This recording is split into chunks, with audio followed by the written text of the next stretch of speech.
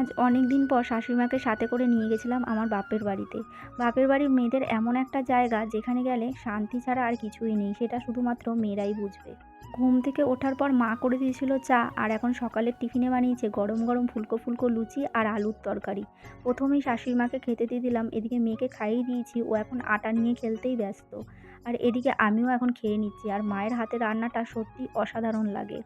আর বরের আবদার, সে আজকে শ্বশুরবাড়ি এসে চিকেন মাটন কিছুই খাবে না, সে হাঁসের ডিমের কষা খাবে। তাই আজকে আমি হাঁসের ডিমের কষাটা করছি। মাকে বলেছি তোমায় আজকে রান্না করতে হবে না। আর এদিকে স্নান করে নিয়েছি আর মেয়েকেও খাইয়ে দিয়েছি। এক্ষুনি বর আসবে, তাই তার জামাইয়ের জন্য মা এখন গরম গরম বেগুন ভেজে দিচ্ছে। আর এদিকে আমার বরও চলে এসছে, তাই শাশুড়ি মা বর সবাইকেই খেতে দিয়ে দিচ্ছি, আর এখন আমিও খেয়ে নিচ্ছি। বিকেলবেলা একটু রেস্ট নেওয়ার পর টোটো কাকুও চলে এসছে, এখন শ্বশুরবাড়ি যাওয়ার পালা। সত্যি কথা বলতে বাপের বাড়ি থেকে শ্বশুরবাড়ি যাওয়ার সময় মেয়েদের চোখের কোণে একটু জল আসবেই।